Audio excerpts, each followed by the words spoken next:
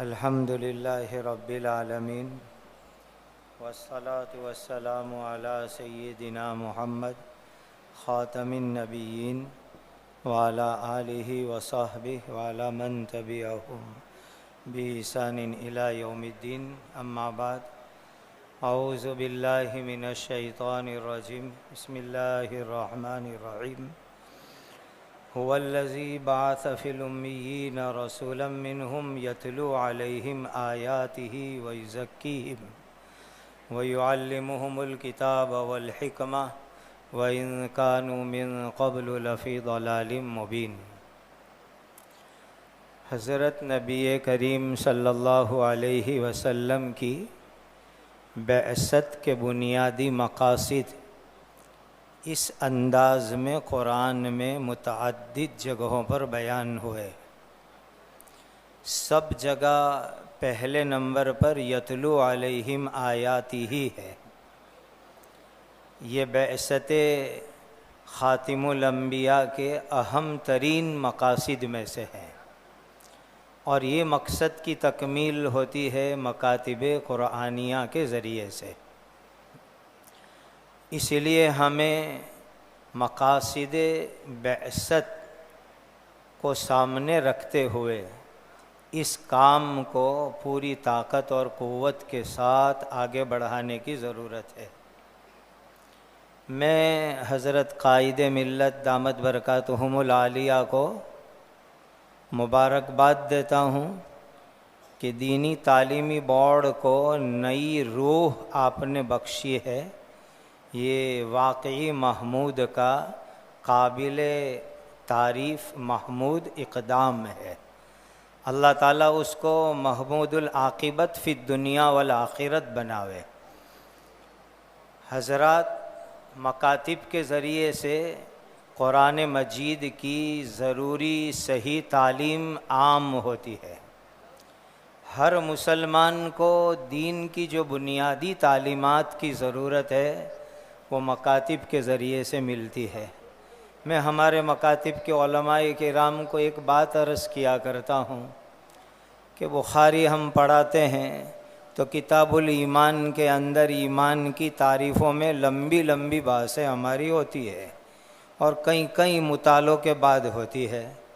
اب وہ ایمان کی تعریف اور ایمان کی اصطلاحی لغوی اور اختلافات طلبہ عزیز ششمائی اور سالانہ تک بھی یاد رکھے تو ان کا شکریہ.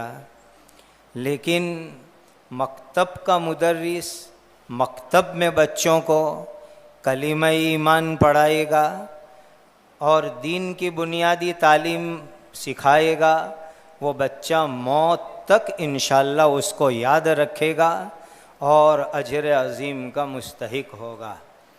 اب یہ بچہ مفتی اعظم بنے، شیخ الحدیث بنے، مقری بنے، لیکن مکتب پڑھنے کے بعد ہی وہ بنے گا.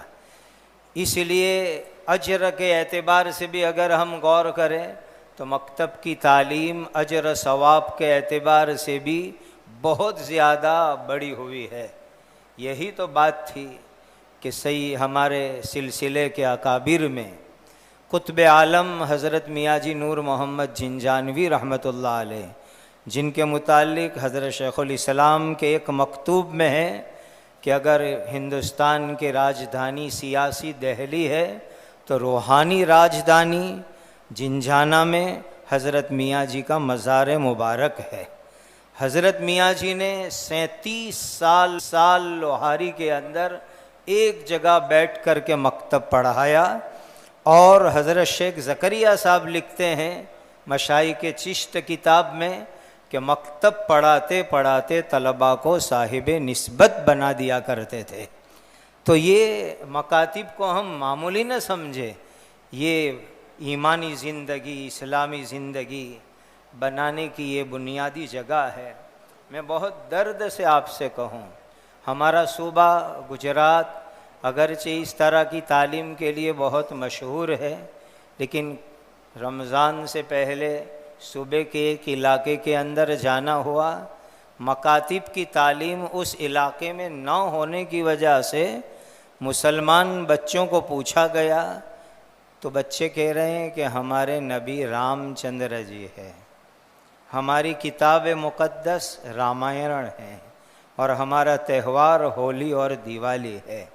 یہ مسلم بچوں کے جوابات راتوں کی نیند اڑا دیتے ہیں، لقمہ گلے سے پھر آگے اترتا نہیں ہے۔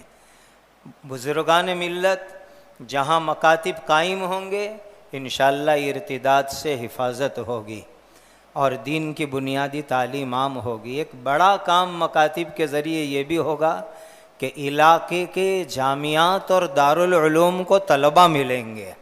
ہم نے مکلف کیا ہے ہمارے مکاتب کے ہر مدرس کو کہ آپ کو بچوں کی ان کے والیوں کی ذہن سازی کر کے ہر سال ہر مکتب ہر گاؤں سے کم از کم 1 یا 2 بچے علاقے کے دارالعلوم اور جامعات میں حفظ اور عالم بننے کے لیے دینا ہے۔ اس کی برکت سے علاقے کے دارالعلوم کو طلبہ ملیں گے اور علاقے کے دارالعلوموں کو بھی استحکام نصیب ہوگا۔ اور دیکھیے جہاں تک نفس وجود مکاتب کا تعلق ہے وہاں تک ہمیں سروے کر کے فکر کر کے بستیوں میں کہیں پر بھی اخیر میں درخت کا سایہ اس کے اندر ہمیں مکتب شروع کرنا، پھر استحکام کے اندر نصاب نظام کو قابو میں لانا۔ بہرحال یہ کام اس وقت کے نازک حالات میں بہت اہم ہے، بہت ضروری ہے۔ ہر علاقے کے اندر اس کی ایک فضا اور ماحول بنے، اس کی ہم سخت ضرورت محسوس کرتے ہیں۔ 3 روز پہلے کی ایک بات سنا کر کے میں اپنی بات مکمل کر دیتا ہوں۔ ہمارے گجرات کے ایک کثیر الاشاعت اخبار کے اندر ایک عجیب و غریب چونکانے والی رپورٹ شائع ہوئی ہے۔ گجرات سماچار اس کے اندر 1/7/2024 کی ایک رپورٹ ہے پورے ملک کے سروے کے اعتبار سے۔ اس میں لکھا ہے کہ پورے ملک بھارت میں 10 لاکھ کروڑ روپے شادیوں کے اندر خرچ ہوتے ہیں۔ 10 لاکھ کروڑ روپے شادیوں میں خرچ ہوتے ہیں، اور تعلیم کے اعتبار سے دیکھنے جاؤ تو اس سلسلے میں عدد بہت ہی کم اور معمولی ہے۔ پھر تقابل کیا ہے امریکہ کی رپورٹ کے ساتھ کہ امریکہ کے اندر تعلیم کے پیچھے ہمارے شادیوں کے اخراج سے 170 خرب تعلیم کے پیچھے وہ لوگ خرچ کرتے ہیں۔